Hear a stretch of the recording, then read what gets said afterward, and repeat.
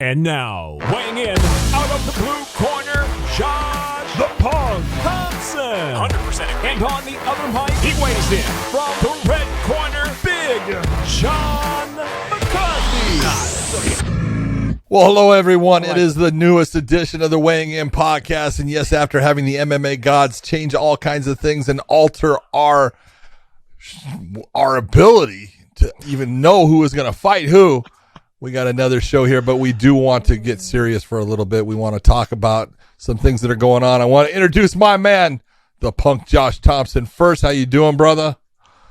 Well, you know, I'm a little red around the faces because I'm always hot, baby. You know the rules. You know the rules. I got the hairline, I got the jawline, the smile. I got it all. What can I say? You got the bullshit line too. That's right. And I'm just here to just blow it up everyone's ass today, buddy. It's gonna be fun. Wow.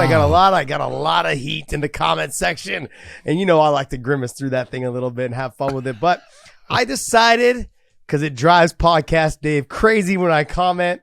And so I decided to hold it all in just to deliver it to all you guys today, right now on this show. So, there it is. So I was just doing this to start off the show to cool myself down. We need to have Dave pull up some of them comments that are ripping you so you can talk about them. Oh, it's so great. I love it. This is so much fun. Look, do you guys really think, I just look at do you think that Chael, Rogan, Schaub, any of those guys, do you think any of them go through the comment section? No. Absolutely not. Absolutely not. You know not. why? Because they don't care. Because they're smart. No, but it's, sometimes I'm sitting in the ice bath. I'll sit there and flip through the comments. When I'm at the airport, I'll sit there and flip through the comments. I love it. I like to have fun with it. It doesn't bother me at all, but I also like to get some feedback. Sometimes people have some good criticism. How come you said this? How come you said that? Well, it gives me a little bit of some ideas on how to combat where they're coming from. And it's good to listen to the people that really listen to your show. I mean, you can tell that not all of them actually went through and listened to it, because they say one thing. It's almost like they turned it off as soon as I said the one thing, but they didn't wait 10 seconds later where I said that either I made a better point about that person or whatever it was. But anyways, let's get into some other stuff. We do have some serious news to talk about. John, go ahead. Yeah, the one thing I want to talk about first is we did lose somebody that was very special in the sport of MMA. Elias Theodorou, who was a great person, great fighter, was with the UFC. He won I think it was the Battle of the Nations or something called for Tough. He won that. He was 8-3 in the UFC. His only losses were decision losses. He never was stopped in a fight. First loss, I think, was Thiago Santos. I did his Sam Alvey fight where he beat Sam Alvey. I mean, the guy was not only a good fighter, he was a great human being. Super nice. Unfortunately, he was way too good looking. That was the one thing that was really bad. It was almost like a Luke Rockhold thing. You look and you go, man, that's just wrong that someone's that good looking. He had the flowing hair. He had the whole Fabio look. But unfortunately, the toughest fight of his life, he wasn't able to win. And the liver cancer took him at the age of 34. I just want to say to his family, to his friends, prayers and condolences to you. I am so sorry. You had an incredible man that was part of your lives. The guy was as kind and as cool as you could get, because I never heard him say a bad word about another person. He was always had a smile on his face. He was even a ring card boy for Invicta. He did that for Shannon Knapp. And I thought when he did that, a lot of people were like, what is he doing? I go, that's one of the greatest things, because he's showing that he can just have fun and he is enjoying life. And it was a neat thing that he did. He did it a couple of times for him. I think he even put on the spandex kind of pants that the ring card girls from Invicta wore. So just an unbelievable human being. And we're all in a position where we have lost someone that was just an outstanding human, and we're all going to suffer for it. John, I never had an opportunity to meet him. I don't even think in passing I had ever come across him. But I have spent a little bit of time, because I knew we were going to talk about him today. It was, people have nothing but great things to say about him. And that lets you know a lot about his character and the things that they were saying, not just about the fact that he was good looking, John. Okay. Hey, boy. He was a great Too good person. looking. He was a great person. He was a hell of a fighter. And there was a lot of actual criticism that there was really no reason to let him go, because The only people he lost to are really good fighters that you look at now and go, they're still there. Santos just left, but I mean, was still there. Guys that fought for championships. Exactly. So he was a talented fighter. It's obviously it's very hard to deal with when someone goes at 34. It's just way too young. Yeah. Way too young. Just ridiculous. So send out all of our condolences to the Weighing In podcast, send it out to them and their family, their friends. And sad, man. It really is sad. So, and what you said about being the ring card male for ring card boy, man. Ring card boy for Invicta. I think in a moment like this, a lot of people need to remember that life is not that serious. No. It really isn't. And you guys give me a hard time about the comments. And we give myself a hard time all the time about the comments. I have fun, man. And John, you've been around me long enough to understand. All I do is I want to have fun. And like I said, I've never met him, but everybody that I've read in the comments just said how wonderful he was to be around, lighthearted, always smiling, long hair. Like he went with the flow. And the comments that I read, because I read the comments, everyone had something great to say about him. And that lets you know that we lost a good one. So yeah, we did. And all I can say is, Elias, rest in peace, brother. We're going to miss you. All right. Well, our prayers and wishes go out to his family. We're going to move on with Weighing In. Let's go ahead and get on. We're talking about this fight card that's coming up this weekend. John, go ahead. Let's talk about the main event first. Dude, I'll tell you what, this is a great main event when you look at it. It's got Corey Sandhagen, who was, I think, one of the best young talents out there as far as fighting. Just an incredible bantamweight. I don't know how the hell he makes bantamweight either, man. It's like, dude, you got hollow bones, brother. But going against Yadong Song, a guy coming off of Team Alpha Male, who he just is getting better and better, very tough. He's got a good chin, got a lot of power in his striking. I don't know if he's got the complete game that Corey Sandhagen does. I believe in wrestling, he's a little bit better wrestler. Maybe not as good with the submission game on the ground. Definitely has got a disadvantage when it comes to the length in this fight. And we've seen that, Corey bringing up knees up the middle. He's very dangerous with that. And it's something that Song's going to have to be very careful with. But this is really an interesting matchup. Record-wise, they're fairly close. Song's got a couple more fights, a couple more wins, a couple more losses, but very close in their records. But I do believe that Corey Sandhagen is still ranked right now above Song. So this is one of those eliminators. This show is brought to you by MyBookie.ag. We had a great weekend of fights last weekend at MyBookie.ag. There was a lot of trimming things up and changing things around after the weigh-ins. But guess what? The fights came through. MyBookie came through with some new odds for everyone to continue their bets on or to bet again. So look, I'm just being honest. We've enjoyed being with MyBookie. MyBookie, if you sign up at MyBookie.ag using our promo code Weighing In, you get an initial buy-in, little extra spending cash with your first initial buy-in. And then after that, you need to spend your money one time, your winnings one time, and you can pull it out. John, that's kind of unheard of on the online gambling sites. Sometimes you have to spend it multiple times to get your money out, not at MyBookie.ag. Spend your winnings one time, and you can pull your winnings out. Go to MyBookie.ag, use our promo code Weighing In. I think for me, it's really going to come down to Corey Sandhagen has fought the tougher competition. Yep. And I think that area of combat sports is going to be very key in this fight. He's going to see a lot of things coming. He's going to deliver a lot of things towards Song Yadong that's just going to probably throw him off a tad bit. And I really believe that the height is going to be a big disadvantage for Song Yadong. He's going to have a hard time with that because, as Frankie Edgar found out, the knee up the middle, just a lot of little things, different types of push kicks up the middle. That will make a difference when Song Yadong settles down to throw big shots and really bears down on his feet to throw the heavy shots. It's going to make it easier for Corey Sandhagen to come up the middle and throw the push kick up to the face, throw the knee up to the face, any of those things. Now, Corey Sandhagen may be the taller, longer fighter, but he's no slouch in defending takedowns. So Song Yadong is going to have to really put in the work and the timing of how he's going to deliver that takedown off of the strikes. People don't realize how it's become an art form now. There's certain fighters that they throw off certain combinations and they're able to get takedowns almost every single time, not just based off of their wrestling pedigrees. I've seen some of the best wrestlers in the world fucking can't get a takedown because they don't know how to set it up off their striking. That's right.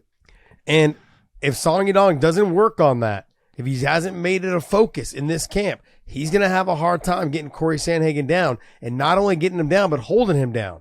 He's going to have to deliver some big shots. Corey Sandhagen is he's special, man. He's special when it comes to his techniques on the feet, the way he puts the combinations together, his lateral movement, the way he can touch you from different angles, and the little details that the casual fan at home doesn't realize. It's the feints. It's the movement of the feet. How many times have we heard fighters say, man, Gegard Mousasi, I thought he was going to be so easy to take down. I thought this. Then someone says the way he flinches his foot, the way he takes a little back step.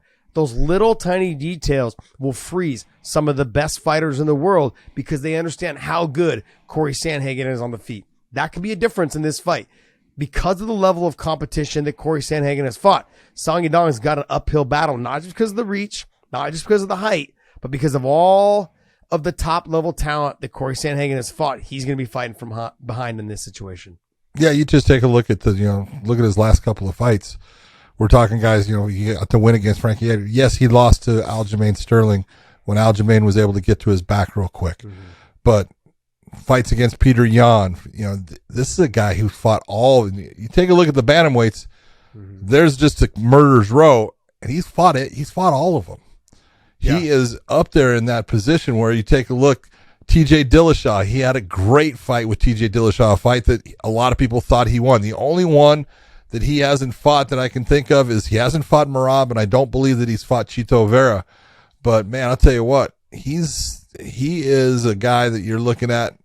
He's got it all. It's just a matter of, as he matures, he's just going to get better and better. His fight IQ is way up there. He understands who he needs, who he's fighting, what he needs to do and stuff. But there's some, big names on there. John Lineker, Asunciao. Yes, he lost to Sterling, but beat Marlon Moraes, beats Frankie Edgar, and then he's got the TJ and Peter Young losses. But this guy's special, and he's going to be around for a long time, giving a lot of people trouble. And welcome to that world, Song Yadong. Sorry. Well, let me remind people, didn't he take the Peter Yan fight on short notice? Yes. So he took that fight on short notice, and they went the distance. Yeah, it was a good fight. He fought a great fight. Yeah, he did. And then to with the TJ Dillashaw fight, he did a lot of damage to TJ Dillashaw. Hell yes, he did. That's why a lot of people thought he won that fight. He tore up his knee, man. He cut him up real bad. Badly. That cut was bad. He is a stud on the feet. He is a wizard on the feet. He comes up with some of the best techniques, and his setups are fantastic. And what I want to remind people is this is the best division in the world right now in MMA. Yeah. You take a look across the board in this sport, period. MMA, not just the UFC, Bellator, ONE, all the best fighters are in the bantamweight division right now. The best. If you really want to come down to it, even in ONE, that right now is DJ. DJ. Exactly. And the other Moraes that's over there. So these are some of the best fighters in the world. They are the best cream of the crop in this sport right now is the bantamweight division. So I don't want to discredit Song Yadong. I don't want to take anything away from him. He's got power. He's very explosive. He knows how to pick and choose his shots. The speed, I think he will be a little bit faster than Corey Sandhagen, but Corey's going to be a little bit harder to hit with the way he can lean back and get out of the way because of his reach and his range. He's going to be able to touch Song Yadong from distances that Song Yadong is going to have to be comfortable with. That reach and range poses a big problem for a lot of fighters that aren't used to that. But Song Yadong, I think, has worked with fighters that are tall, long, and lanky as well. But some fighters are just gifted at keeping that distance. John Jones has made a career off of that. Yeah. Gus, he made a career off of that. When you can control distance, yep, you make the fight very difficult for your opponent. I mean, it's distance control is a key factor in fighting. Most people don't look at it like anything because they don't understand it. But when you understand it and you're that person that can control that distance and make someone think that they can be offensive, land a shot, they go to try, and it slides by, and now you counter, man, you're a dangerous person. If Song Yadong, if Corey Sandhagen beats Song Yadong in this fight, the fight that I want to see the most to see who fights for the title next is Chito Vera and Corey Sandhagen. Oh. Tell me that wouldn't be a damn good fight. That'd be a great fight. be a Great fight. Fantastic fight. Yeah. But Dave, can you pull up Corey Sandhagen's record again? John, you brought up John Lineker. Like, you go through the list of the guys that he's lost. So he's lost to Aljo, who is now the champ now, right? And you go back up a little bit more. But he's beaten, like you said, Frankie. He's beaten, who else was up there? Rafael Sansao. Who else was up there? Marlon Moraes. He lost to TJ with many thought that he won that fight. The damage he did to TJ in that fight. TJ had to take another year off. After that. That was his first fight back. He tore up his knee. He hasn't been back since. Was cut up everywhere. He hasn't been back since. He hasn't been back since. You are right. When was that fight? July that fight was last in year. 2021, July of last year. So TJ's making his return now. And then his fight with Peter Yan. He took the fight on short notice and he put out a great performance.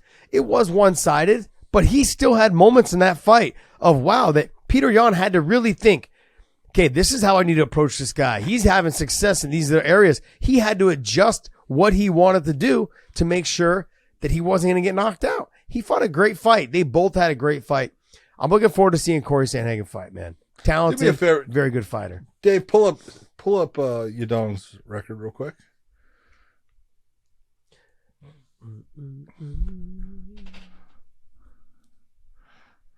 And you can take a look, and here's the difference that we're talking about. He does have he's got a win against Marlon Vera. Ooh, look at that. So right there, that's saying something. Draw with Cody Stamen. Alejandro Perez got a win. Lost to Kyler Phillips. Kyler is an unusual fighter, though, man. He's a crafty fighter. Dynamic and fat. Does weird things. He's tricky. Exactly. So can happen. He got the win against Casey Kinney. He's fought some good fighters. He has not fought the actual level that I think we're seeing out of Sandhagen. But right now, this is going to be a great fight. 5 rounds. This is going to be a great fight. Well, we've seen Corey Sandhagen go 5 rounds. We've seen him go. We've seen him able to come in on short notice and go 5 rounds. Have not seen Song Yadong. Song. I haven't seen him. Is it Song Yadong? I think it's Song Yadong. I thought it was reverse Song their Yadong. names. It's first name, last name. I think is how they do it. I'm not sure, but I think it's Song Yadong is the way that I've always heard it. I'm looking forward to this fight because, like I said, I give the speed advantage to Song Yadong. I give probably the strength to Song Yadong. The wrestling, I'm going to give to Song Yadong. The jiu-jitsu, I'm going to probably go with Sandhagen.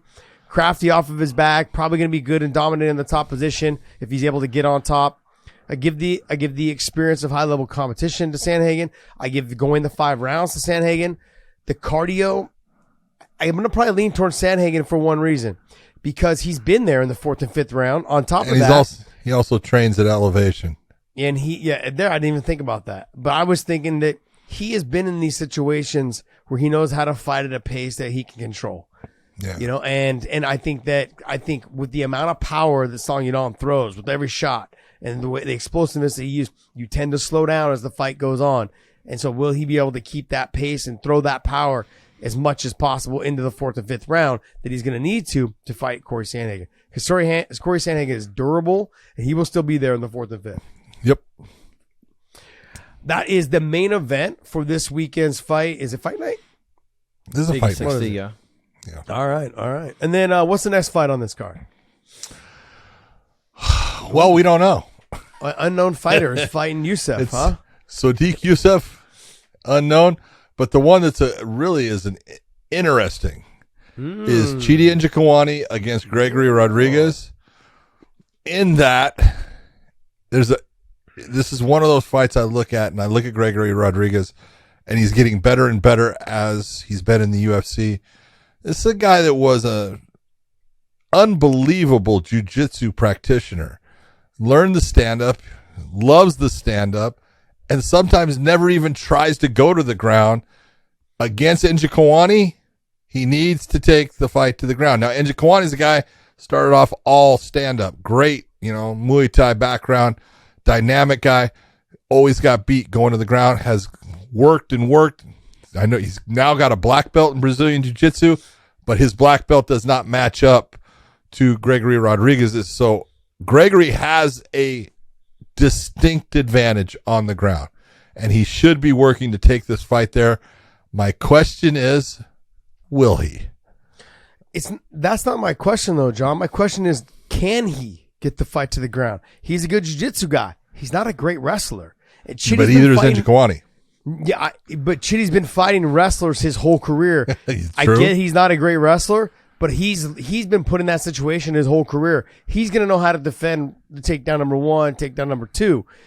It's whether Rodriguez can chain them together in transition to get this takedown, because Chitty's pretty much seen it all when it comes to top-level wrestlers as well as top-level jiu-jitsu guys. Now, you said that Chitty's a black belt now in jiu-jitsu. That's great. He's not on the level of Rodriguez, which we can agree to, but I think he's going to have the upper hand in learning how to and what works best for him on defending the takedowns versus Rodriguez. He's going to have to hit those takedowns in the open mat to keep him away from the fence.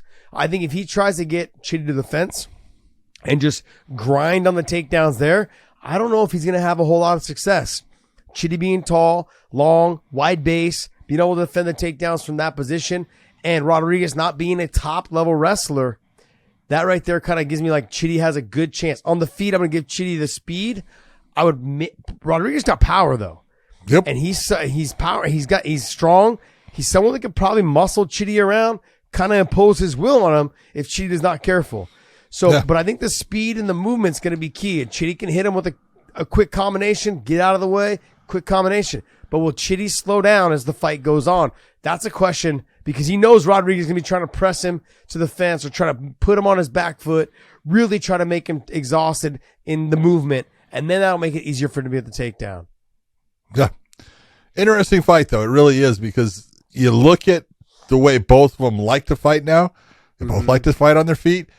Is Rodriguez going to be the guy who says, yeah, I'll fight you on the feet? Or is he going to be the guy that goes in there with a game plan saying, I could, but I think I'm going to be better here? We're going to find out. And it's an interesting situation for me. I'm looking forward to seeing that. Aspen Ladd taking on Sarah McMahon.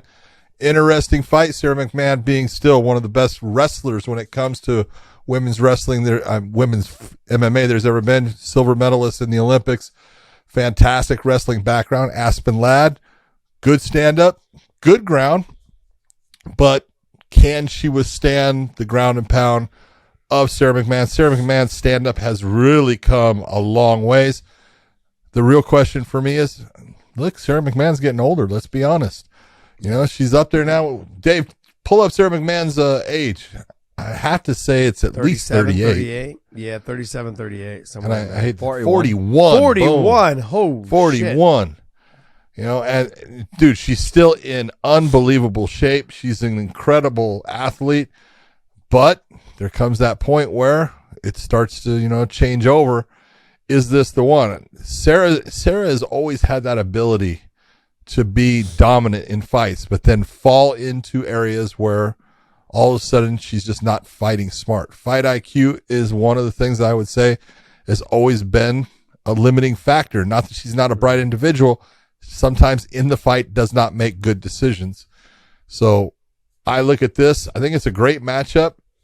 If Aspen Ladd wins it, she's going to win it by attrition, by staying in the grind and being there and making Sarah work to a point where then she can start to take over the fight. I think Sarah McMahon getting the win is going to come in and just overwhelm Aspen Ladd. If she can do that, that's how she gets her win. Yeah, I think the wrestling is going to be key. I think Sarah McMahon's going to really have to push the pace on the wrestling, grind on her, make her a little heavier. And as Aspen Ladd slows down, it'll be easier for her to land the bigger shots. Sarah McMahon's not bad on the feet. She just doesn't have the confidence on the feet. Yep. Why? But it's getting there. The last fight, in watching her, her confidence was a lot higher as far as being on the feet, and she's got power. Look, she's strong. Does. Physically, you can look at her and you go, damn, Sarah McMahon is a strong individual. She's got power in her hands. She just needs to believe. But then we go back to Aspen Ladd. She has confidence issues as well. So she gets done with or she goes back to the corner, certain fights, corner's yelling at her, trying to get her motivated. And it's like, she wasn't complaining about that. Other people were. No, other people were. But I mean, it's like, you've got to believe in yourself if you want to be in this type of sport. If you don't believe in yourself, the combat sports is not for you. So she's got to believe in herself. Sarah, man, we know she believes in herself. There's no doubt about it. You can't become an Olympic silver medalist if you don't believe in yourself. Believing in your striking, though, is a different deal. She believes in her wrestling. She believes in her control, probably, and her power, but she doesn't believe in the techniques of the striking yet. And I do agree with you, John. She's gotten a lot better on the feet. But as she gets tired, she starts to wilt a little bit with the believing in her striking. Am I doing it right? Is the technique right? There's a process that goes through your mind. Sure. Am I opening up too much? I'm getting hit more than I was before. I remember when I first started sparring, John. I don't know if this happened to you. I put the gloves on and I was like, yeah, I'm going to hit you. I'm going to hit you. I'm going to do all that. I'm going to knock you.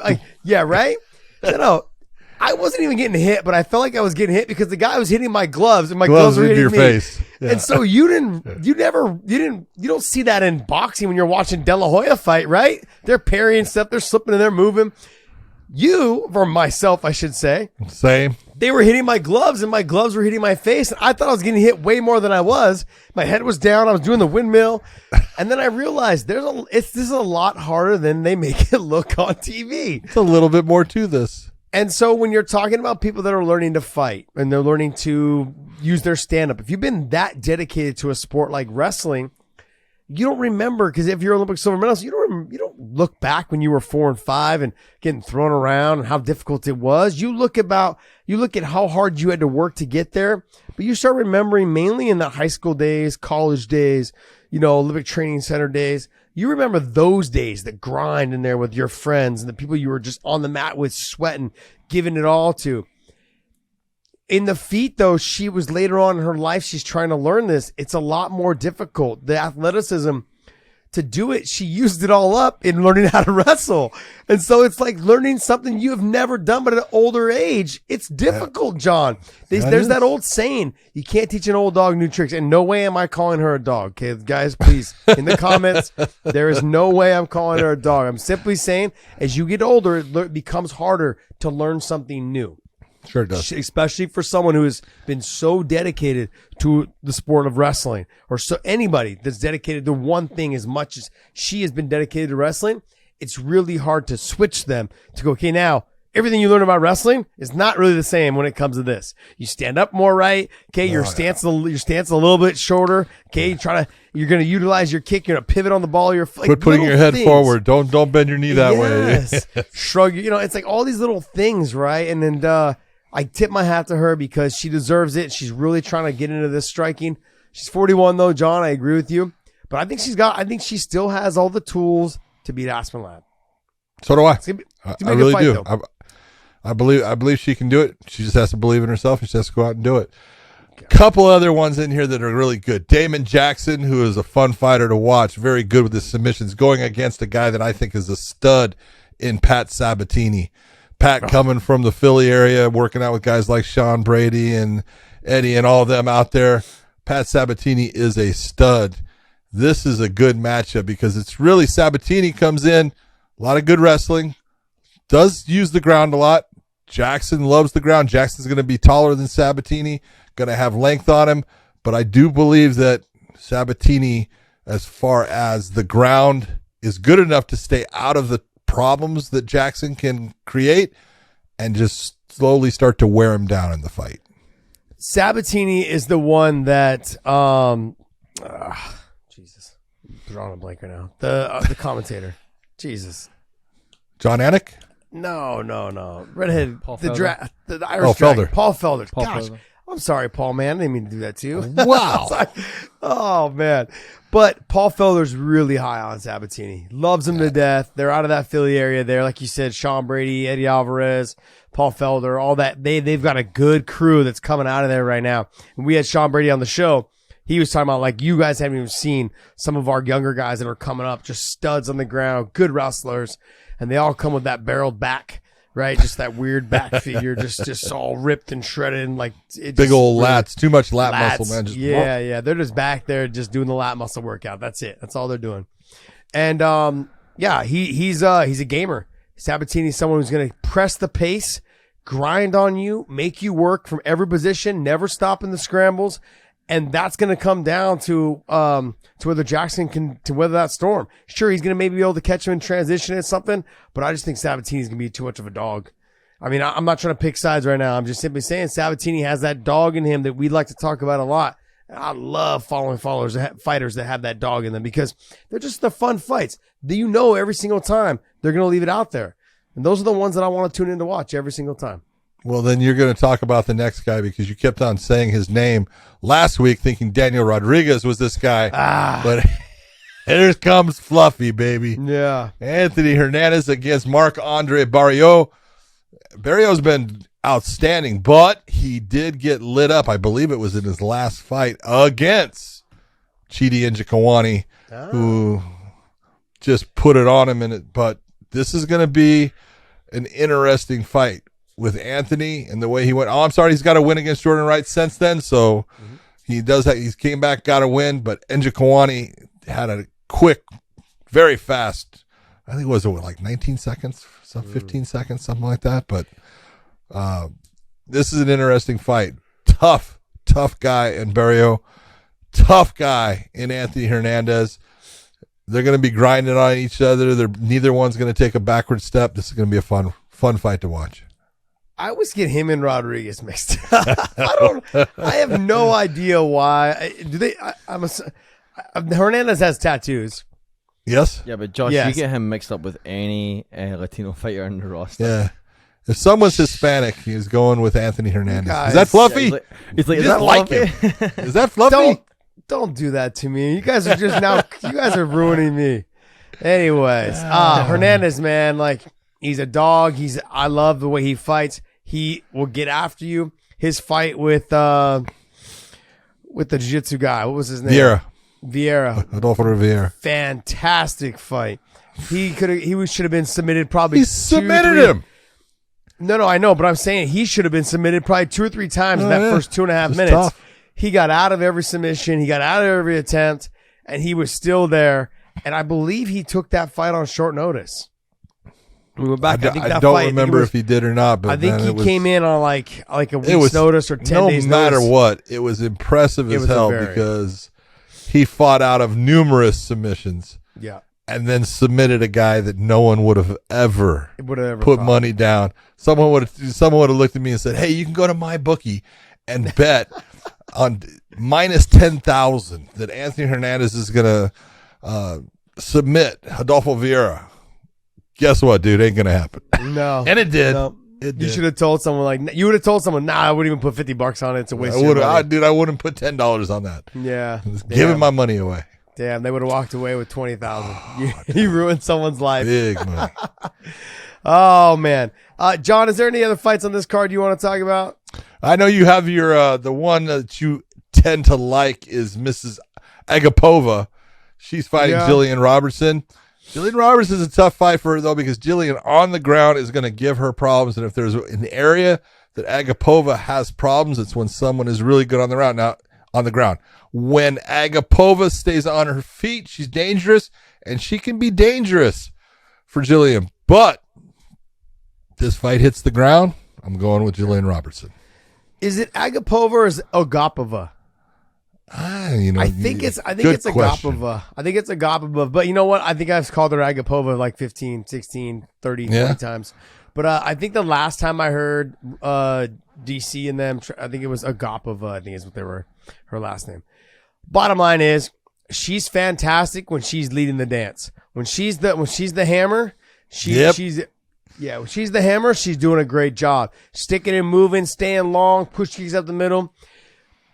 But when it comes to being the nail, yes, when it comes to being the nail, it's not there, man. The wheels fall off the cart, dude. Well, here's the thing, though, John, and but that's normal for young fighters too. I got a lot of flack last weekend because there's a lot of newspaper clippings out there taking what I said about Kamcha. Kobe Covington, calm down. Exactly. Boy, you already started. Chimaev. I started something right there. Khamzat Chimaev about his fight IQ. This is the thing. I look at her, I look at Agapova, and I say the same thing. I'm not comparing the two of them. I'm simply saying is that they fight so hard in the beginning portions of their fight. They don't think in the future. Now, Chimaev has been able to. They're not leaving any reserves if things don't go the way they expect them to go. Exactly. If they're not able to finish the fight fairly quickly, they're starting to now be at a deficit based upon they get tired. Yeah. Which is normal. And I look at her, she's a young fighter. She has some experience. She's doing well, but she makes mistakes. She continues to try to press on something that's not there. And when the issue is there, when the strike that lands and presents itself to potentially end the fight, she has nothing left in the tank to finish it. So that's what I'm talking about, fight IQ. I'll get into the Chimaev stuff later because I'm going to do a special bit just for all of you guys that were ridiculing me.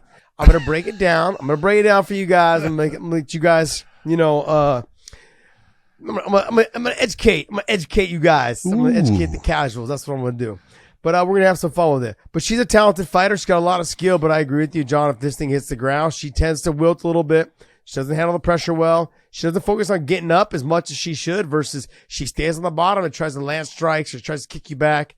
She doesn't work on getting back to her feet. That's it. So I get excited about watching her fight though, because she's super aggressive and she's fun to watch. Yep, very true. All right, well, that's going to wrap up our UFC talk, and we're going to move on. Dave, what do you got for us for some news? Well, actually, there's a boxing fight this weekend, so I want to give you guys a chance to preview that real Yes, quick. there and then is. we can move on. Mr. Triple G coming back small one. for Little small boxing match. But you know what? It's funny, Josh, this is small compared to what it was before. Yeah. When these guys first met the first time, it was huge. Even the second one was big. And this one's kind of flying right under the radar. No one's really talking about it. Triple G being a guy that was just a monster in the middleweight division going against Canelo Alvarez again. This one, this is for the super middleweight title. The first one, there was no doubt in my mind Triple G won that fight. Easily won that fight. Second one, Canelo made a lot of adjustments and fought much better, closer fight, tough fight. I'll give it to Canelo. So I'm going to go, even though they have a draw and a win for Canelo, I'm going to say this is my rubber match for him because there's no way Triple G lost the first one. He won the first fight. Canelo wins the second one. This is the rubber match. But the biggest problem for me is Gennady's not the same fighter anymore. He's older. Yep. I don't really have a problem. I hate that they waited so long to do the third fight. Canelo went off and did his thing. I really feel like you said that it flew under the radar. I feel like every boxing match right now is flying under the radar, except if your name is Tyson Fury. Tyson Fury against Anthony Joshua will not fly under the radar. No, it absolutely not. If they put that one together. Well, because they're finally able to market a heavyweight. They're finally able to have a heavyweight in the heavyweight boxer who's hands down the best heavyweight we've had for the longest time. True. They've been clamoring for that. I mean, when was the last time we had a really good heavyweight champion? Well, hold on.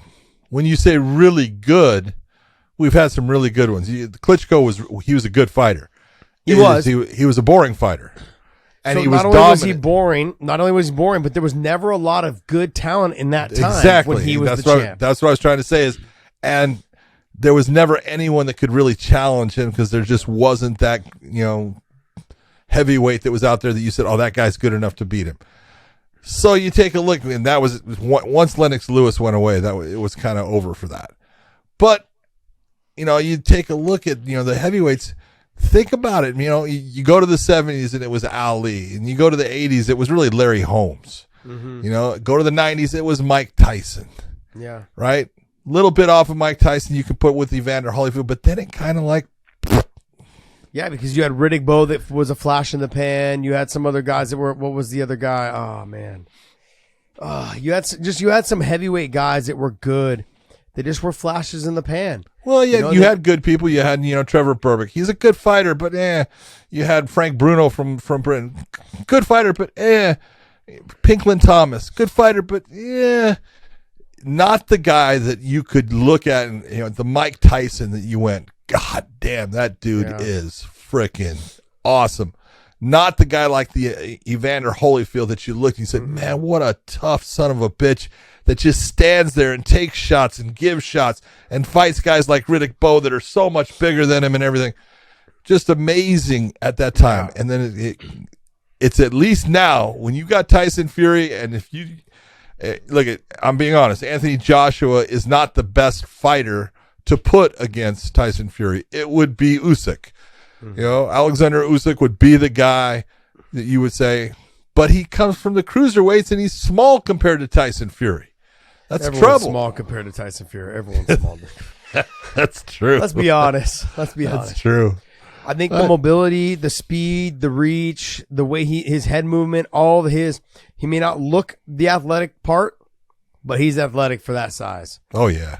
And Dude, for a guy that's 6'9" and weighing in at 260 pounds or 50 something, depending upon what fight it is, that dude can be on his toes moving for a lot of that fight.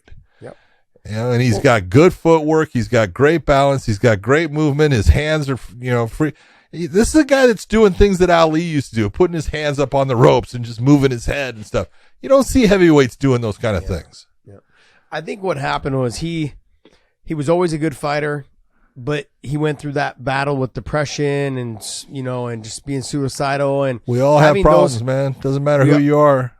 We all do. But then for him to come out on top, and then for him to show his real personality, he really has garnered just the love of the fans. Oh yeah, and everyone, the support of him, and the way he rose up off the canvas after the Wilder knockdown, like the Undertaker, Wow. Just got back to his feet, weathered the storm, had a great fight, and then came back, and the way he put the exclamation point on the next fight with him. Next two. Next two. I mean, he's a fighter through and through. I think fans are clamoring to see him fight as much as they possibly can. Boxing has hit a stage, and I'm a boxing fan, but boxing hit a stage now where you have dominant fighters, where promoters have gotten the fucking way, and you don't get to see these fights for years. This Triple G and Canelo, run this all the way back to where we started. Yeah. This Triple G and Canelo fight should have happened, I'd say 6 months after the second fight happened. Yeah, it should have happened 3 years ago. It should have happened. Yeah, it should have happened before all this, and it just didn't. And now you're seeing Canelo sure has been fighting up, in weight class. He's been fighting bigger guys. He's been trying to make it interesting. But no one's interested in seeing him fight guys that they never really heard of. You want to take the guys that are really good, extremely talented, and you want to match them up, but promoters get in the way, fighters get in their own way. All of these things happen. I'm glad we get to see the fight, but I have to agree with you that I think Triple G it's going to be a little bit too old for him. The speed's going to be a little bit of a factor. Canelo's been active as hell. Yep. And so he's going to be on point. Triple G has he fought since their last fight? Yeah. He's fought multiple times, but still. 1 or 2 times? It's all the big drama show. Big drama show. Big drama show, yeah. Can you look it up, Dave? I think he's fought twice. Is it twice? Got it loading right now. Extremely talented. Since what fight? Since Canelo and his last fight. Yeah, no, 1, 2, 3, 4, 4 Jesus. fights. 4 fights. Wait, damn. where is it? Canelo. That would be him, Saul Alvarez. Yeah. He's looking for Canelo. Jesus. I don't know. I don't watch boxing. That's all right, brother. I'm sorry. Oh my God. I should not be laughing. It is not your fault. So great. Man. That's great. If it was WWE, he would have picked out the name right away, man. Yeah. Well, don't forget the one and only Punk, the greatest Punk of all time, CM Punk. When he came over to the UFC, he used the name CM Punk. So you can't put it past. Oh man. He did. He did not use Phil Brooks, but go ahead. This fight's going to take place on DAZN, which I didn't know was still around after when COVID hit. It's still around.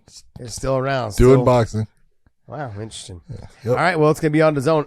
I know they had a deal with Canelo previously. Yeah.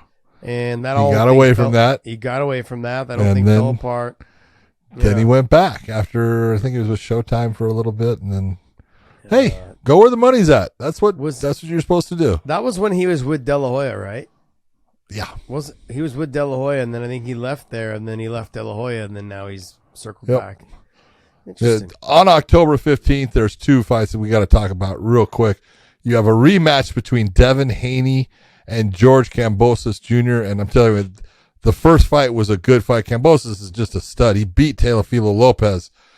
Tough dude. Just a tough, he's big into his Greek heritage and stuff, but Devin Haney is just a freaking technical monster as far as such a good boxer and stuff. But they're going to have their rematch on October 15th. And also on October 15th, you have Deontay Wilder, the bronze bomber, coming back, and he's fighting Robert Helenius. And that should be a really good fight. That's a 12-round fight. I don't believe it's for any title or anything like that, but that's a big heavyweight fight. Oh, I'm always encouraged to watch Wilder.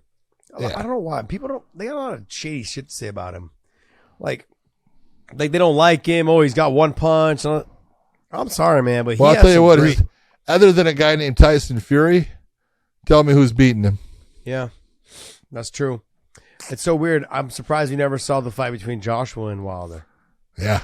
That would have been a great fight. Joshua's people were like, oh. No, absolutely not. We're not letting that right hand from hell. No. Hell no. We're not letting that monster in the same ring as our guy. No way. Smart. Smart by their part. Yes. Anything else?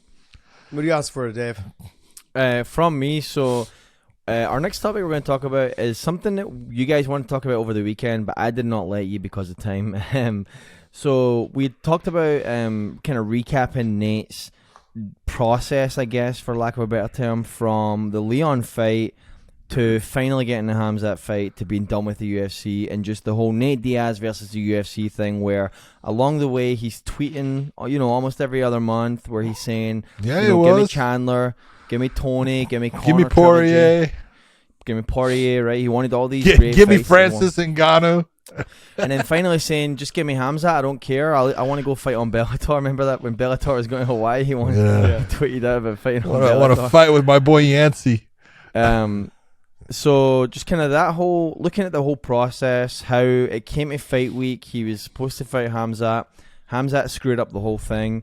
And then he ended up fighting freaking Tony. The win he had over Tony in the 4th round submission, and then being able to walk off in his own terms, set himself up for success. And then now kind of you're looking at, everybody talked about him versus Jake Paul, right? And now it looks like all the pressure's on Jake Paul to get past Silva. And so I know you guys wanted to kind of talk through that process, break it down over the weekend, so we're going to do it today. Do me a favor then. Pull up Nate Diaz's record for me, because there's some things to bring out in this. And, this is where, see, Josh is looking at the comments, and so Josh in the comments is going to see everyone saying, oh, John, you just hate the UFC, and you just rag and throw shade on the UFC. No, I just tell the truth. And the truth is, what it is. And sometimes the UFC does great things, and sometimes they do things you go, that's just shady. It's just nasty. Why are you doing it? But if you take a look and bring up his record a little bit here, because if you look at the Leon Edwards, that was in June of 2021. All right. September of 2022. Over a year that Nate sat asking for fights multiple times. Now let's go back in his career, keep on going up in this, because look at Nate really started coming into people's, mindset when he was on The Ultimate Fighter, and he did The Ultimate Fighter, and he ends up fighting, keep on going. Manny Gamburian was his opponent with The Ultimate Fighter. He had the shoulder. Manny gets a shoulder injury, and Nate is the winner of The Ultimate Fighter. That was when people really started to, know who he was.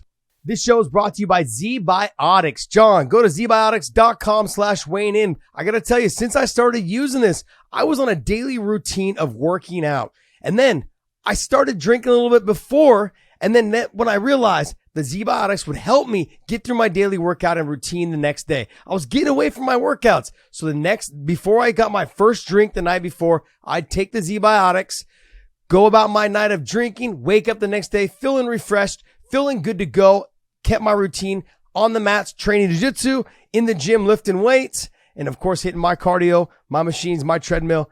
Z-Biotics has worked for me, John. Well, we all know that you drink too much, Josh, because I personally have seen it many times.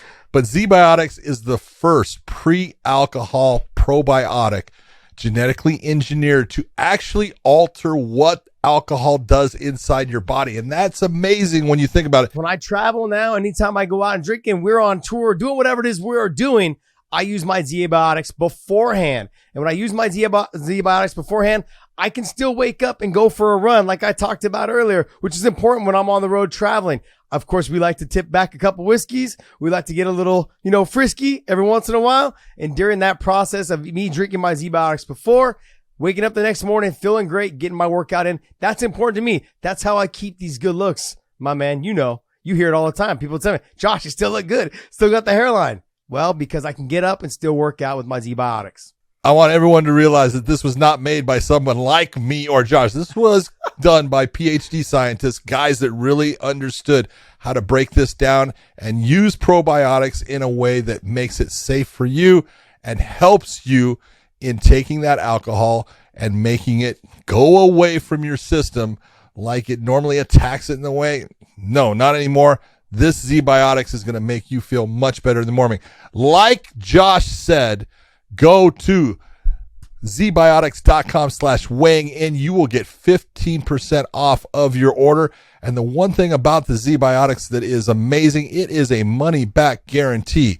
If you don't believe that it helped you feel better in the morning, if you don't like what happened after taking Z-Biotics, having a couple of drinks, doing the right thing, and at least getting some water and getting some rest, if you're not feeling better in the morning than you normally do, they will give you your money back.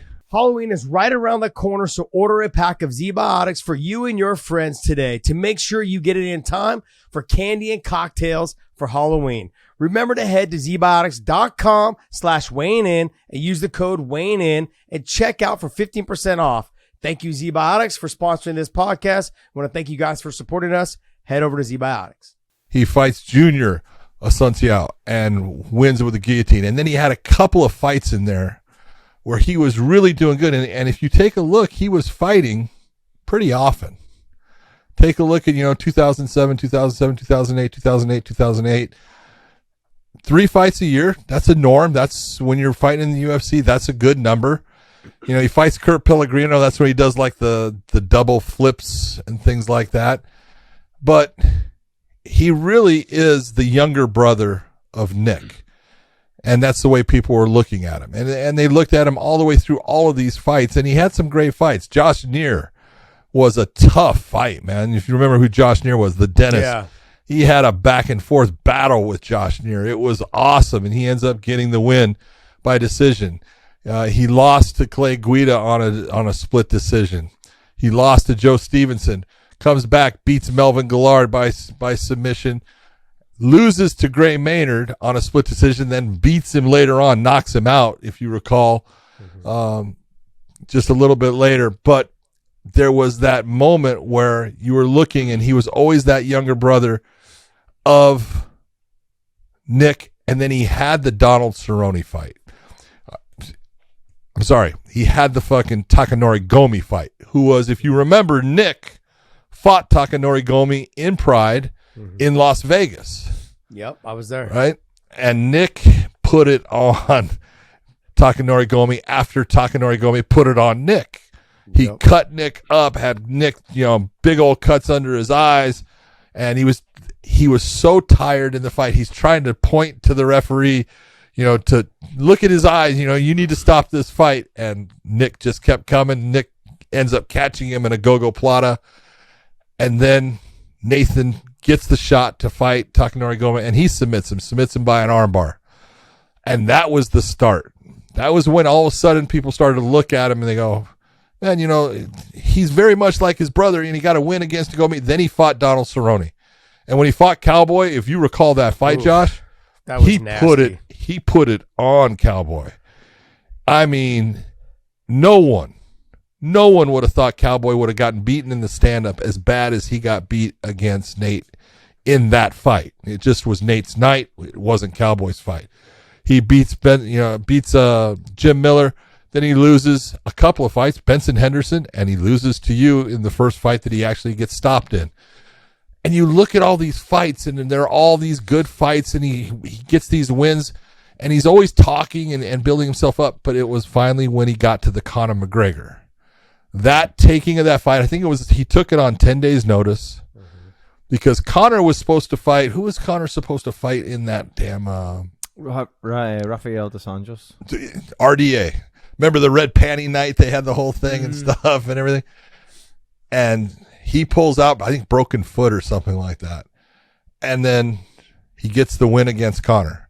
And that's what, again, it's the attitude, and it was the belief in himself of, I'm not surprised, motherfuckers.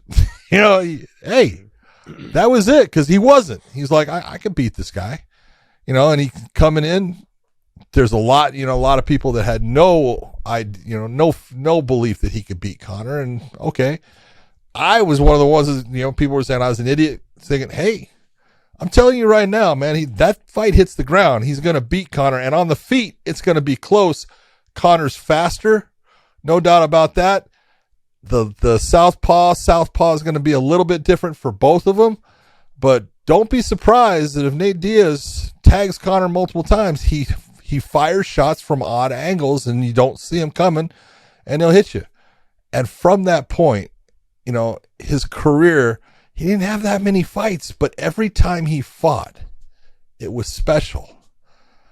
And it was after the fight, what he would do was special. Because when he fought Anthony Pettis, and I honestly believe that was one of Pettis' best fights. Pettis fought a great fight against Nate Diaz, broke his hands, and they ended up stopping the fight. But, Nate, again, the pressure just overtook Pettis in the fight. But afterwards, he set up the BMF. He set that whole thing up with Masvidal. He helped make Masvidal. Let's just be honest. Okay? In that moment, based upon Masvidal coming off of, the Ben Askren flying knee, 5-second knockout, he's a bad motherfucker. You know what? That's the kind of guys I want to fight, bad motherfuckers. And he creates it, and it's all of these things as they go. The UFC is eating it up because they have him under contract and everything is good. And then it gets to the point where the whole thing with the Masvidal before it, that was where things start to change a little bit. Because what happened before it? USADA. USADA comes in and says, oh, he's dirty. Here's a guy that is a vegan. He does a ton of cannabis, but he doesn't take anything bad as far as, performance enhancing, anything like that. And they come in and they say he's dirty, and the UFC tells him, hey, you know what? Let's get through the fight and we'll handle this. And he goes, nope, I'm done. I'm out. He says, I haven't taken shit. I don't know what the fuck they're testing, but they can kiss my ass. I'm out. And this is the kind of thing that, when you look at a guy that is willing to say, I don't care, I'll step away. It's not easy to do, man. It's tough, and he did that. And from that point, it seemed like they were like being slow with him. Yeah. And there's big drops between now COVID, might have been part of that and stuff. But this is a guy that was a moneymaker for him. And they knew he was coming to the end of that contract.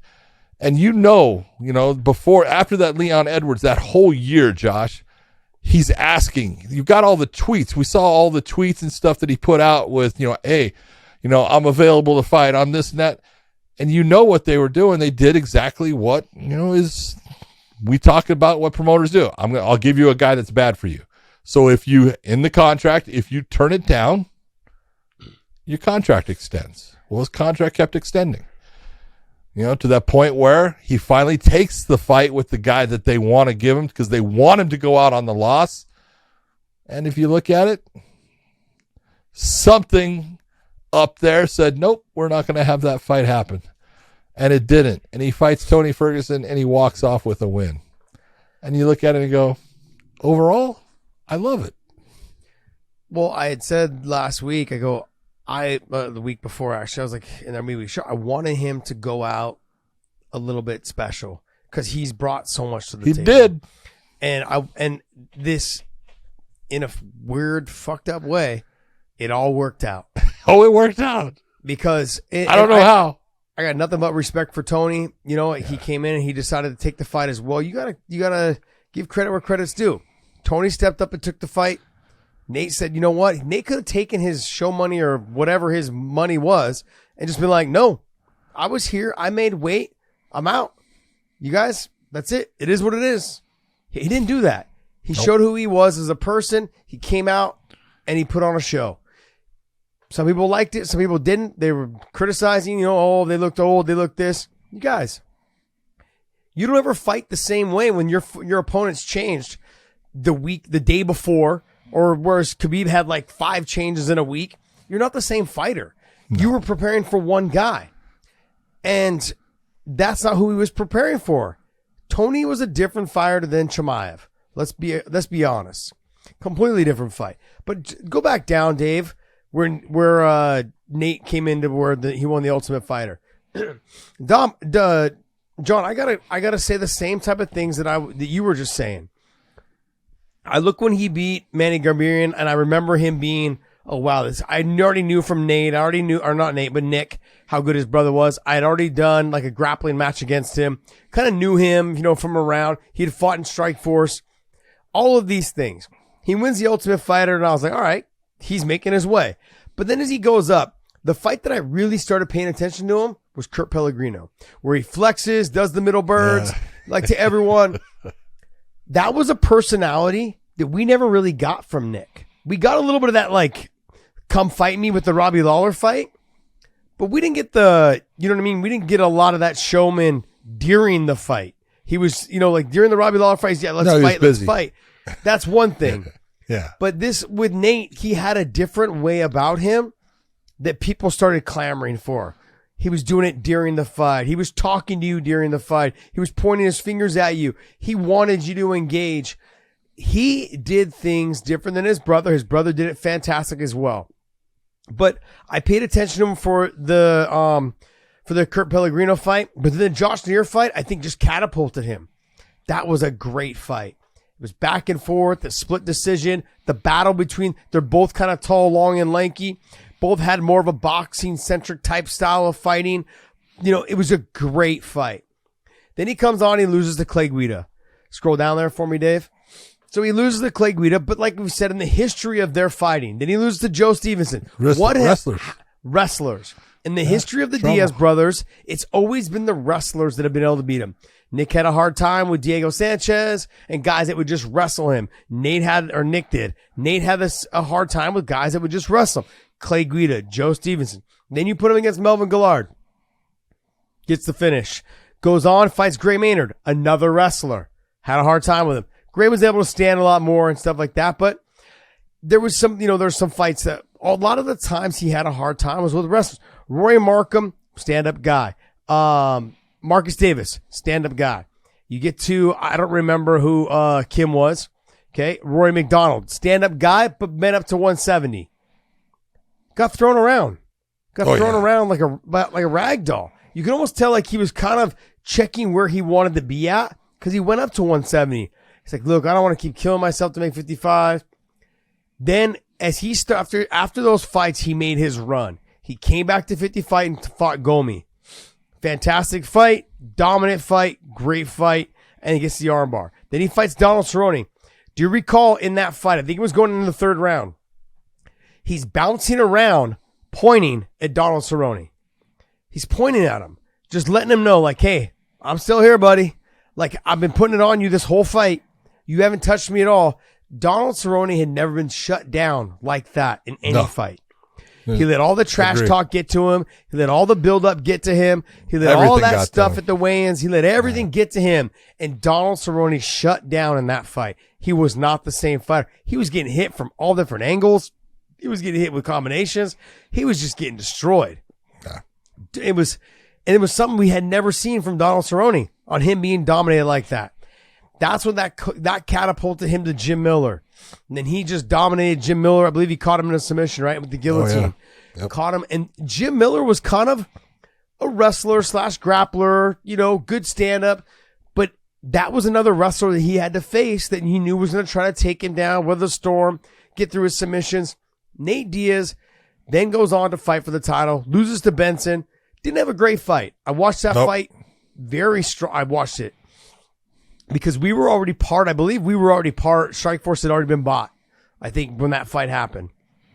And I think it was 2012. I think it was. It was like either right before that or right shortly after that. I was watching that fight, and Nate had moments, but Benson was just a step ahead. Then he fought me, and then he goes on. He fought Gray Maynard, and he was able to put Gray away for the third time. Yeah, for the third time. They fought in the Ultimate Fighter. They fought in the Ultimate Fighter, and he submitted Gray. Did he submit him? Yeah. Okay, I was thinking that the time when Gray knocked himself out. I want to say it was against, a triangle. That was Emerson. against. Exactly. Yes. Yeah. So, but then I want people to remember this. I believe it was the Michael Johnson fight. That is the fight at the end. He goes, Conor McGregor, I'm the fucking money fight. Remember me? I'm the guy. You want a fucking money fight? You're taking everything from me. Yep. I'm the fucking money fight. That's it. And the UFC did what the UFC did to basically get him to kind of go. They brought him in on last minute's notice, like they did to Chad Mendez. They brought him in on last minute. It's to give him some notoriety because Conor was skyrocketing. Conor was their moneymaker. Conor was the guy. And they were setting him up for failure. Of course. And Nate Diaz knew, all I got to do is win this fight. Grin and bear all the shots he can take. My chin can hold up. As this fight goes on and my pressure comes through, you won't be there. And that's what Nate has done his career. He's put pressure on people and broke them. The real question is, going back at that, and this is what kind of amazes me, and I'm sorry for breaking up your thing. No. But Conor, up to that point, really hadn't shown a weakness in getting tired. And even in the Chad Mendez fight, he was underneath Chad for a bit, and he kept fighting. But he came out and actually, was hitting Chad with those, teeps to the body and broke down his body and wins the fight. I really would have liked to know what Nate or his team saw that told them, hey, this guy can be pushed and broken as far as cardio. Or maybe he just found it out that night. I think honestly they probably saw it in the Chad Mendez fight. Really? Because he had a full camp. Now the only thing is, how many people believe that story that Conor McGregor apparently told Dana, I'm going to let him just shoot and shoot and shoot. I'm going to make him work for 2 rounds. I'm going to finish him. That Conor apparently told Dana White that like the day at weigh-ins or whatever. He's like, no, he's a wrestler. He's just going to try to shoot and shoot and shoot. I'm going to let him take me down, but I'm going to make him work for it. And by the second round, I'm going to knock him out.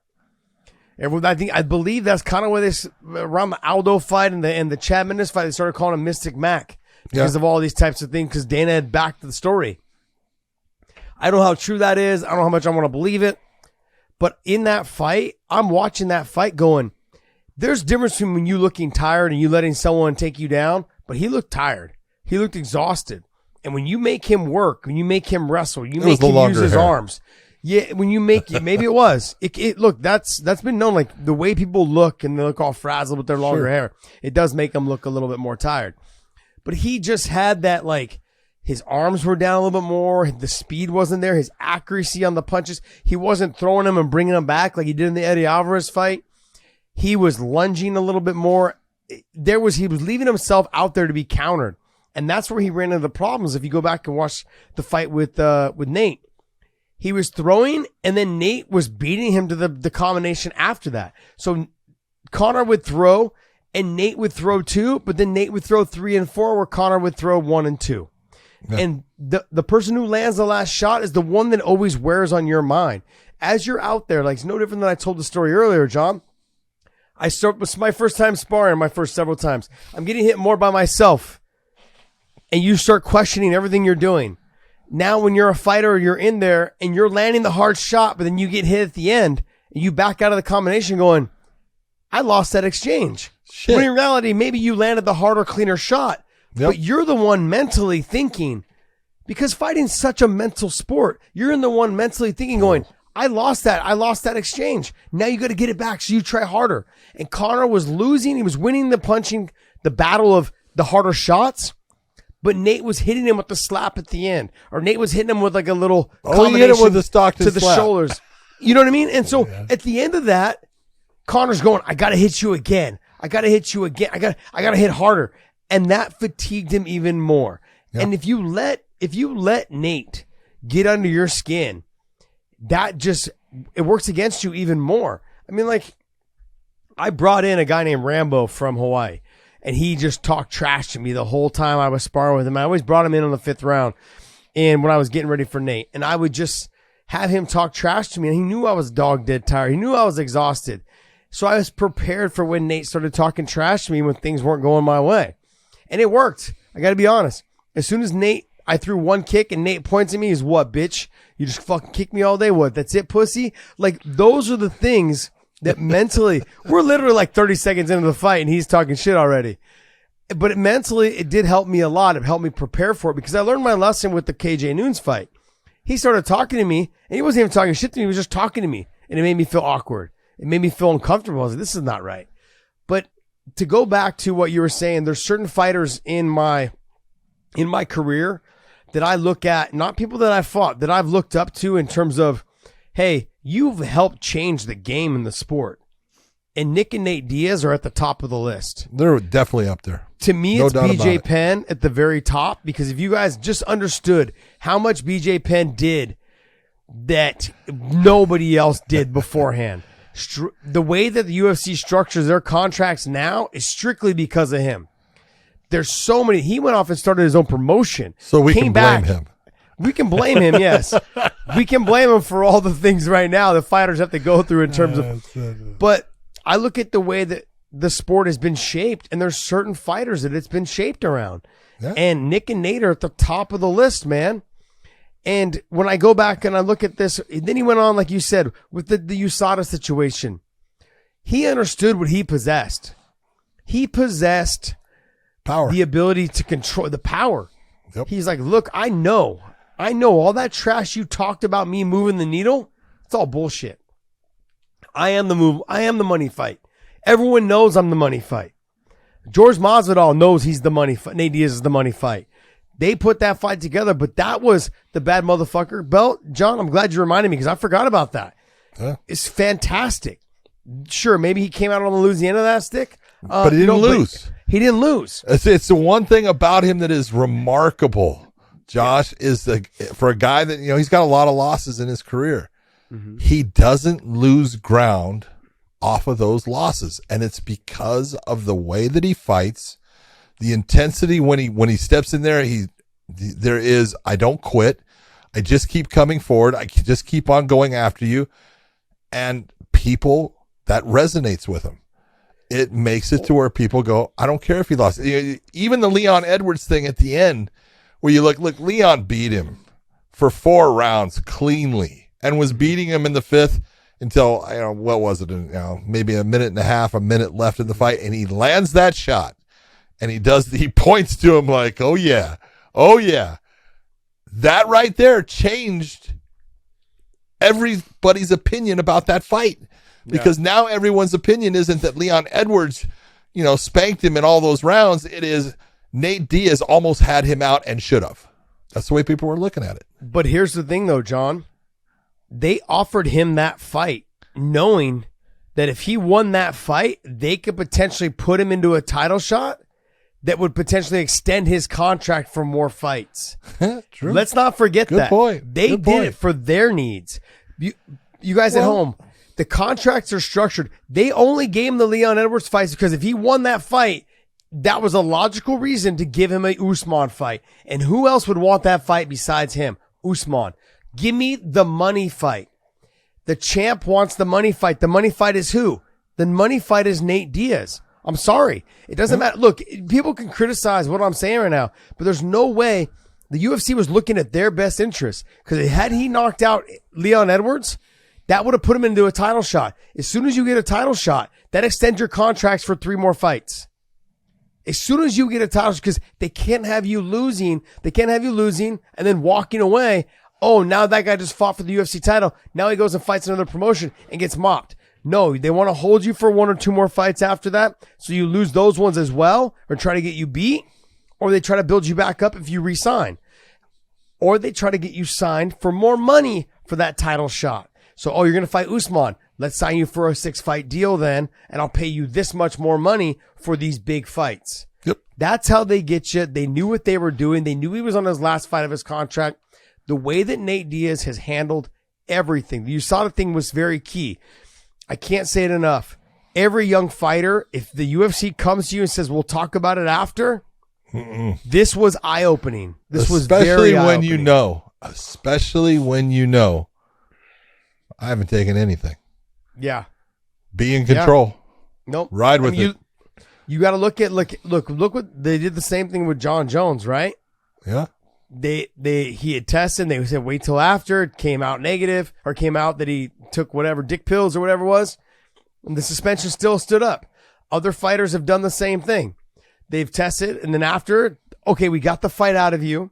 Now you're going to serve your suspension because that's no loss to us. It's just extended your contract. Yep. This came up. He's like, fuck you. I'm not taking anything. I've never taken anything other than weed. And this is what he's going to do. I'm not fucking fighting this fight. They knew it was a big ass deal. You got The Rock out there presenting them the belt. Oh, fuck yeah. It was a big ass that's deal. in Madison Square Garden. It is the main event. Yeah. It's everything. They put a ton of money into the promotion of that. Yeah. They made a fucking belt, John. They made a fucking belt. Yeah. A $50,000 belt, supposedly. Yeah. And so this is a big, when I said him and his brother have helped change the sport. BJ Penn to me is right there at the top. These guys have helped change the sport as well. These guys Nick and Nate deserve so much credit. And John, you said this, and I was reading the comments. People are like, oh man, everyone loves Chimaev. They love Chimaev because he won. But I want to remind people that you're going to find out the reason why people continue to love Nick and Nate and BJ Penn and other fighters that are like this GSP, they're fucking real. John said it without me even having to talk to you about it, is that they are real fucking people. What you see is what you get. That's not true for every fighter. No, it's not. When you see them not changing, even close. When you see them winning fights and they're changing how they dress, they're changing how they look, they're not real. These guys are still running around in fucking Cortezes in Dickie jeans and pants and shit with white shirts. The only brand they rep is their Represent brand. That's all they wear. They represent their shit. And BJ is the same exact way. All he's repped is his Ruka. His Ruka, which is his friend's brand. That's all he's ever done. They are real people. GSP is real to himself. You go through and follow these guys on social media, they don't change. This is exactly who they are, and they make it very clear. That's why he didn't. That's why they haven't lost fans. That's why they'll continue to be who they are, and they're going to be a mainstay no matter where they go. I wish them nothing but the best. I admire everything they've done in the sport. I can't say enough about them. Absolutely can't say enough about them. I agree. And we'll see. We've exhausted that. Well, but the best part about this is, I don't want to say that Nate won. You know, Nate worked his way through a situation that is very difficult to work your way through. Look, you're going against the giant, and it's not an easy thing to be that person that's always getting, stepped on, and you're getting stepped on. Okay. The giant is stepping on you. He's kicking you. He's moving you. He's forcing you, trying to make you do those things that are going to work for him. Nate just sticks with what he's doing and worked his way all the way to the point where, hey, I'm going to do this last fight. He knew it was a bad fight for him. And, somehow we talk about the MMA gods, or, there are MMA gods out there, and somehow he ends up not fighting him. He walks away with the win, and let's see what he does. I'm being honest when I say I think, everything that he said at the end of that, I thought he was very smart in what he said. And he thanked Dana, and he thanked the UFC, and he said, hey, I may be back. And honestly, I think he will be. I think eventually you will see that he's going to do something outside in the boxing. We've talked about it. You're the one that brought up, he's going to fight Jake Paul long ago. I think you're the first person I ever heard say that it's going to be Nate Diaz. Yep. And I do think he's going to fight Conor again. Where he's going to fight Conor? Probably in the UFC. Yeah. I can see that happening. I'm gonna tell a little story, but can you pull up Nick Diaz's his record? Nick, not Nate. Yep. But John, he's come from when he saw his brother go through the UFC. Nate has. When Nick went through the UFC, it was myself, Pete Spratt, Tiki Goshen, Tim Sylvia, and it was supposed to be Nick Diaz, all on this show called The Blind Date. It was a week of blind date. What are you talking about? I remember that. It was a week of blind date that the UFC had set up with the network. That's right. And we were all supposed to go on it. Scroll down to the Robbie Lawler fight with Nick. Sorry, I'm having some issues here, so Okay. I'm trying to get it off. So on the, Okay. I believe it was after the Robbie Lawler fight, they had asked Nick to go on the blind date, like the week of all of us UFC fighters. And Nick told him he's not doing it. He went from knocking. He went from fighting, and that was on national television. So he beat. Yeah. So he ends up beating Robbie Lawler all the way down. Robbie Lawler right there. Okay. So he beats Robbie Lawler. April of 2004. Yeah. Because he had just got, the fight before that was Jeremy Jackson, because he had lost to Jeremy Jackson, if you recall, in the WEC. Yeah, so he beats Jeremy Jackson. He beats Robbie Lawler. He loses to Carl Parisian. What they called it? Okay. What was that? That ended up being the WEC. The WC. Okay, so he loses to Carl Parisian. He goes on and beats Drew Fickett. It was around that, like, Nick Diaz is becoming a star after the Robbie Lawler thing. Then he loses to Carl, Carl was on his way up to a title shot at the time. He was working his way up that way. He was close. Yeah. And then he gets to He did. He worked it all the way to the point where he had the fight and he tore his hamstring. Yep. So then that's what started him having a little bit of an addiction problem. He beats Drew Fickett. He beats what's his name, Oisha, and then he beat Oishi, and then he goes and he loses Oishi. So during that Drew Fickett kind of Carl Parisian area, there is when we did the when we did that blind date thing. Yeah. Nate is probably on the outside looking in, going, "My brother's like, he's not a sellout." He turned him down. What they went on to do is they went on to just give him people that they thought could beat him. So you've got now Diego Sanchez, all jiu-jitsu and wrestling basically at the time, no real stand-up, goes out there and just wrestles him to death. Okay? Joe Riggs, mainly a stand-up guy, but it was they fought twice. But I'm talking about the Joe Riggs and Nick fought twice. They fought that night. In November it was in Vegas, and they fought in the hospital too. Yeah. So, but that led to a lot of trouble between them with Dana. Dana wasn't happy the fact that they were at the hospital getting into it because the UFC was still going through this whole thing because the Ultimate Fighter hadn't been around yet. So they were still. It had. No, the Ultimate Fighter had. It just started off. It was probably 2 seasons in, 3 seasons in, because that was in 2005. Yeah, so 2004 we did. So it was around the Drew Fickett then, because we were 2003 is when we did the blind date. Yeah, and they got pissed off at him, and they were trying to get him beat. And I remember specifically, we were all kind of in the hallway, do what they wanted, man. And he didn't do what they did. Dana came back and said, "Hey," I think he had lost the fight. It must have been to Caro, and he yelled at him and said, "Next time I set up a promotion for you, you fucking do it." And after that, majority of these fights were on the undercard.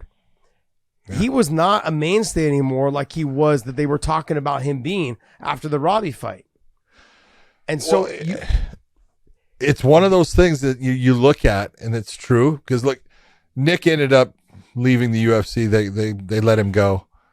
He had a great career in fighting for Strikeforce. He fought for Extreme Fighting. He fought for Pride. He fought for Strikeforce, becomes the Strikeforce welterweight champion, and ends up going back to the UFC based upon the sell of Strikeforce because they've got his contract.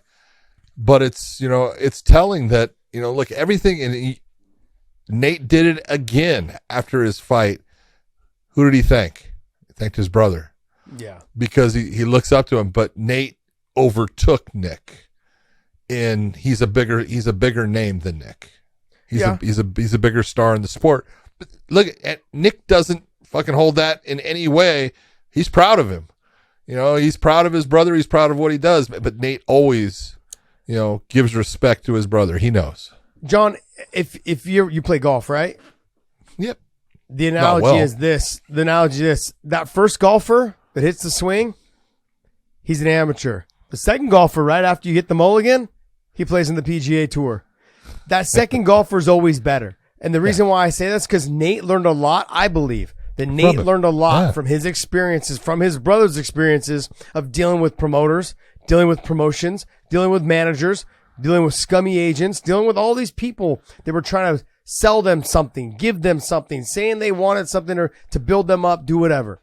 Nate learned from all of those things and did it his way, just like his brother did, but his brother probably had to find out the harder way.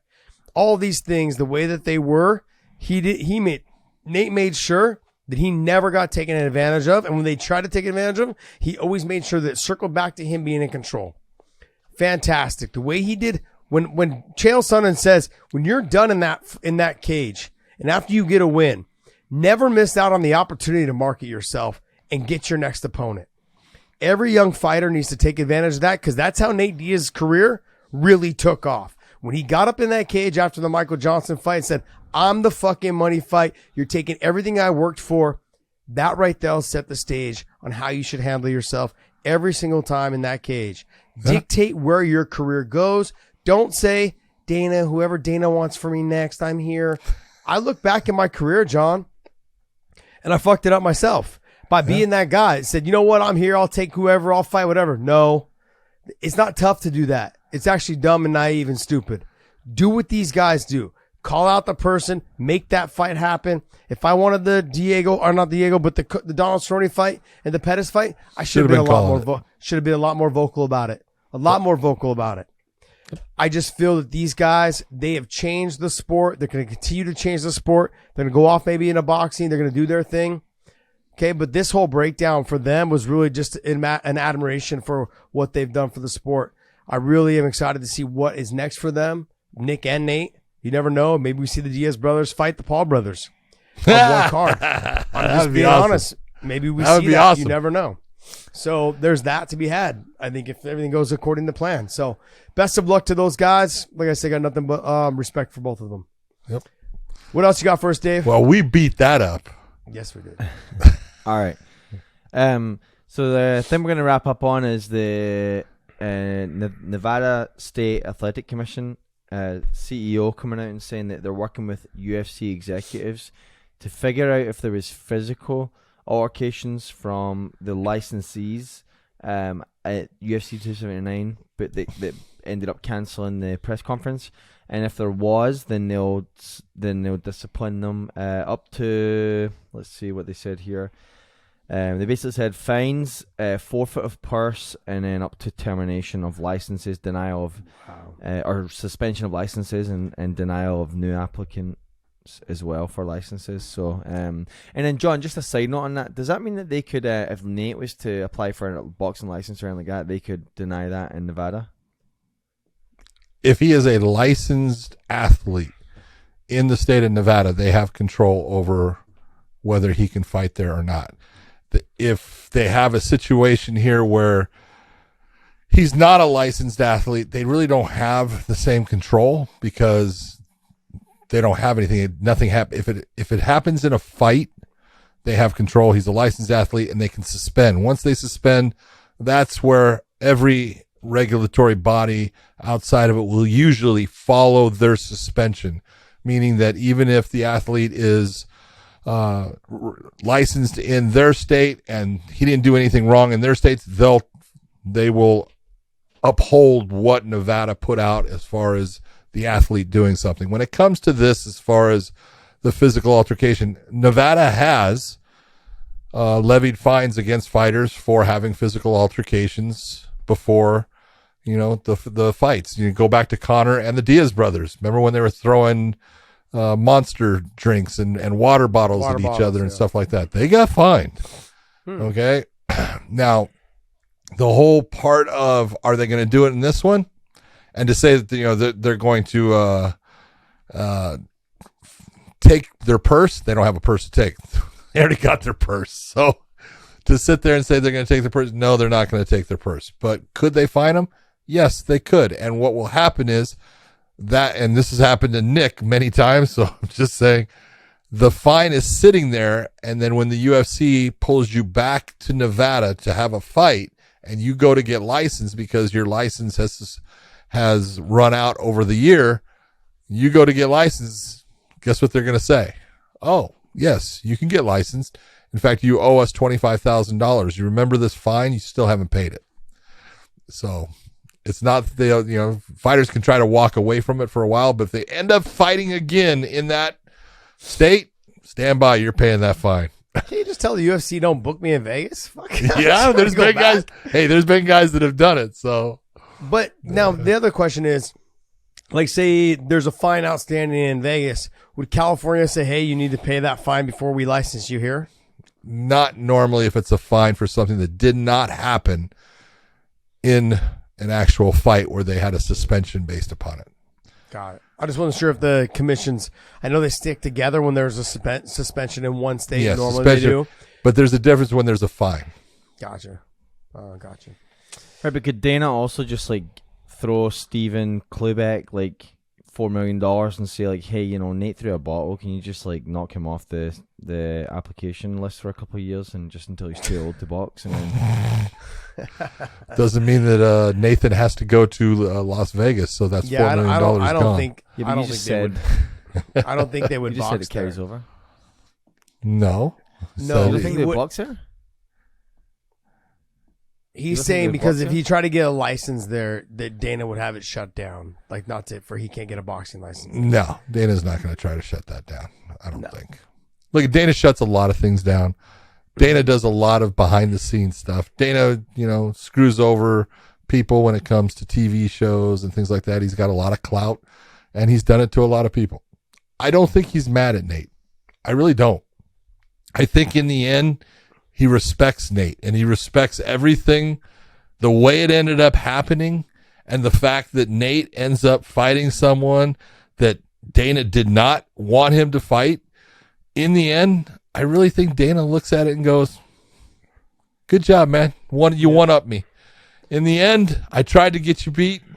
It didn't work out. I'd like to have you back sometime. Okay.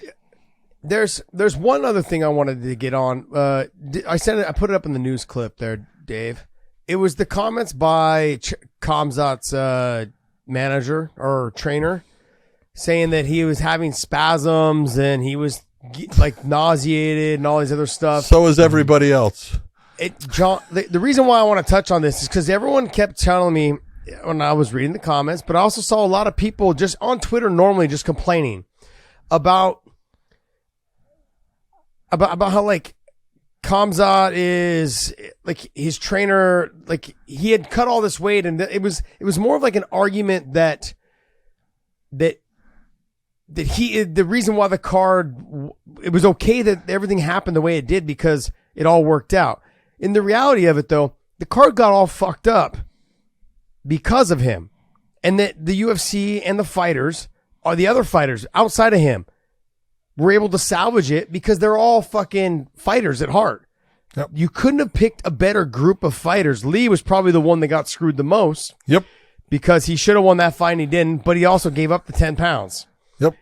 And so he was the one that probably got screwed the most out of it all. But had it been another group of fighters, this whole card may have never happened. The fact is, Kevin Holland is someone that stepped up to the plate and was able to fight. D-Rod stepped up and fought. Leaf stepped up and fought. All of them said, let's make this thing happen. But to talk on what you were saying, never in the history have I ever seen a doctor tell them they can't fight. Like you talked about. I have never seen a doctor come in when I'm trying to make weight and go, you know what? You've lost too much. You shouldn't fight. We've seen people get carried to the scale. I've seen Gleason Tebow with his coaches being carried from the sauna to the scale and helped up on the scale. You didn't hear a doctor walk up and go, yeah, you know what? If you can't walk yourself to the scale, you shouldn't be fighting. It doesn't happen, guys. So, and here's the thing, John. I've said this, I don't know how many times. What's my quote? I have a quote. I used to have a quote on Instagram. I used to say, winning solves everything.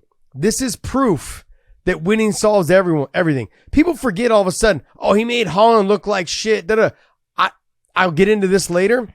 But the guy he fought was not preparing for a straight wrestler. Look at the guy he was supposed to fight. He was fucking preparing for a boxer. He was preparing for someone who just walked forward, threw shots with his hands, no real kicks. Yep. Different fucking fight. And let's not forget, the touching of the gloves is very important, by the way. Let's not forget. There's a little shady there, buddy. A little shady. Look, but all these things. That's on Kevin. That is on Kevin. It is. That is on Kevin. But let's just say that, and this is, I heard that Jingliang Li didn't get paid more. If that's true, I'm shocked. That's nuts, but man. if that's unfortunate. But let's just say that I heard what Kevin made. Congratulations, Kevin. That fight was worth it. That's all I'm going to say. Yeah. But I think winning solves everything. This proved, like, sure, I think he lost a lot of fans. People don't think that Khamzat lost a lot of fans. I don't think he did. I think he did. And this is why. I look at it like, yes, he has fans that now don't like him. Mm-hmm. He has the evil side, is the way they look at it. I want to see him get beat. He's got fans that like him, love him, want to see him win, and now he's got a shit ton of fans that don't like him and want to see someone whoop his ass. I think, in my opinion, he's a winner at it because that's what you want. It doesn't matter. Go to Floyd Mayweather, go to all of them. It doesn't matter if you want to see me win. Just see me. John, go ahead. I want to avoid going into like people's personal beliefs, but I know there was some comments made by Khabib. All the fans that in that direction that were supporting him, I think you're going to find a lot of them have left him. Maybe. Because of the way that he handled himself. And that has nothing to do with religion. That has to do with people, the way that they want to be perceived. And they don't want to be associated with people that handle themselves that way. That's the fans. I think he did lose fans. I think that's what I think. I think in the end, I think he actually, it didn't hurt him because of the way that he went out and fought, because of how he handled Kevin Holland and got the quick win. I think people, they're okay with everything that happened. So winning solves everything. Well, you did say that. So winning solves everything. I mean, I guess I'll get into it a little bit more, but it really comes down to he's a very talented fighter. Absolutely. He is, I feel like he's got a lot of growth, and people are going to criticize me for that. He's young. No, I think he does. He's still young, and he's still young in his career. Yeah. And I honestly, I'm telling you, the real question is, first off, the UFC cannot put him in a championship fight right now. He just missed weight big time, and so you can't put him in a welterweight title fight. Mm-hmm. That's kind of gone by. He's gonna have to have a fight before that. Now we'll see what happens with Leon and Kamaru if they end up getting rematched, mm-hmm. and when that happens. But I'm sitting there looking, and I still think that Colby Covington versus Khamzat, if you want to see a role reversal and what David is so podcast Dave is so into with that WWE mm-hmm. and someone going from heel to babyface, I think you can see Colby Covington turning total babyface with Khamzat being the heel and this being an absolutely entertaining fight, especially the build-up going into it. And I think that they match up so well. I mean, that's the fight to make. If you're the UFC and you don't make Colby Covington and Chimaev right now, you have lost your mind. Yeah. You've never seen a fight, John, in the WWE where there's two heels. There's the anti-face, and then there's a heel, and they're both hated by the fans, but the anti-face is technically loved. Okay, well, that would be Colby Covington then. Exactly. Well, I look at Khamzat. He's got a lot to offer. He's got a lot of tools. The thing is, though, John, is if you go back, I don't know if you can even pull, he did an interview, his coach did an interview, I can't remember who he was with, maybe it was with Ariel, maybe it was someone else, but he did an interview basically saying he was nauseated, he was cramping, he was all of these things. Okay, all these things, Josh, how many times when you're cutting weight did you cramp? Quite a bit. Okay, how many times did you feel like shit? Well, like I couldn't even drive myself to the weigh-ins. Every time. I'd always have I had someone to drive me to cut weight, Okay. drive me to the weigh-ins. Were you ever dizzy? Yeah, quite a bit. Okay. Quite a bit. Like I said, he didn't have one thing that he was feeling or was happening that doesn't happen during just about every fucking weight cut. But this is my thing is that all being said, why are you having your fighter then continue to make this run at 170 if he's going to go through this every time? So keep him there, put him at 185. Now, do I think he can do well at 170? I think he can. I think at 85 is where he's going to have the problem. Like at 70, I think he's got a great chance of becoming a champ. Yep. Because of his athleticism, because of his wrestling mixed in with his striking, size. His size. He showed he can take a shot. He can go down, but he can also get back up and keep fighting. He's got a dog in him. There's no doubt about all of that. I think he's extremely talented. I think his fight IQ lacks. I think that everyone's like, oh well, I think this the young kid with the real frizzy hair that gets hit a lot on the ground when he's getting ground and pounded. Really long and lanky, young kid, like 20 years old, 22. Chase Hooper. Oh, Chase Hooper. Chase Hooper. He put a comment. He's like, man, can you imagine trying to explain to me basically that he has a low fight IQ when he's only been hit, he hasn't been hit like in 3 or 4 of his fights of all time. And I'm like, when you look at the level, some of the level of the guys he's fought, they're not on the level of him, which is great. That has nothing to do with fight IQ. That has to do with the fact that he's more talented than they are. When you get to that top level, and I think in the welterweight division, he's already there on the top level.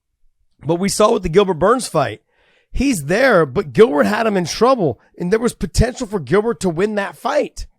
Yep. And so if you put him in, I don't even know how, like with Leon, you put him in with, say, Usman, put him in with Colby, sure, he may do well. He may dominate them as well. He may. All those things. He is a big guy for that weight class, but we saw that. He didn't make the weight and he didn't just miss it by 2 or 3 pounds. He missed it by fucking 8.5 pounds, 7.5 pounds. Remember, if he fights for the title, he has to make weight. 8.5 pounds is what he missed it by. That's right. That's not like he got close. How many people do you think are going to touch hands with Chimaev from now on? Hopefully none. Hopefully none. But my point is look, I'm not here to rag on him. I'm simply saying, you guys, he has a lot of growth to do. He's got growth. His athleticism, his ability to fight, there's no question. I'm not doubting that. I'm not doubting that at all. I'm simply saying that if he thinks he's going to fight the way that he fought against Kevin Holland, and you guys now are putting Kevin Holland up there in that Kamaru Usman, Colby Covington, are you putting him up there? Because like, oh, he walked through him. He dominated him. He did this. Yeah, he dominated a guy who he is known to be a wrestler, Chimaev is, with good stand-up. He dominated a guy who is all stand-up, decent on the ground off of his back, but was not training for a guy who was going to wrestle him for the last 8 weeks or 10 weeks or however long they were getting ready for that fight. Doesn't make like how many wrestling takedowns did Kevin Holland practice as far as takedown defense during his camp? For D-Rod, probably maybe D-Rod, 2 or 3. 0. Yeah, probably none. None. And don't get me wrong, he should be doing better job of training his wrestling. He should be. It'd be nonstop. Should be doing wrestling no matter who you're fighting. Your schedule of wrestling should never change. Pick it up and increase it based on who you are fighting.